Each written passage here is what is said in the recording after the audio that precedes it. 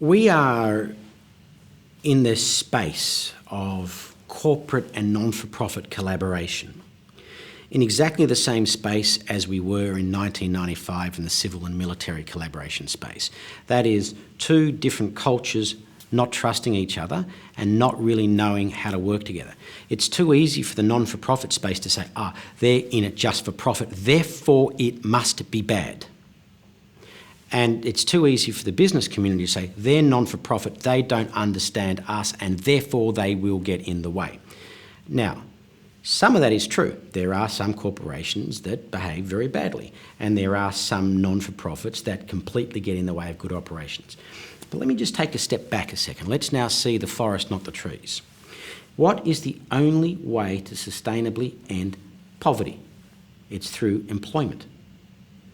Someone's got to give you a job, or you've got to be self-employed, or you're in subsistence poverty. Now, UNICEF cannot provide multi-generational long-term sustainable employment because they rely on government funding. Governments can't do it unless they have a tax base to be able to fund that, and that tax base has got to come from income tax and corporate tax. In other words, if you're a left-winger focusing on outcome, your only measure should be long-term, reasonable and well-regulated employment. Here is the challenge for the non-for-profit world.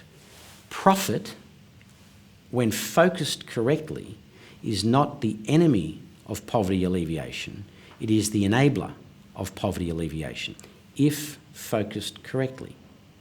So the non-for-profit world, if they are really saying we want to bring people out of poverty, they must partner with the private sector, but then must recognise that our law requires corporations to make a profit.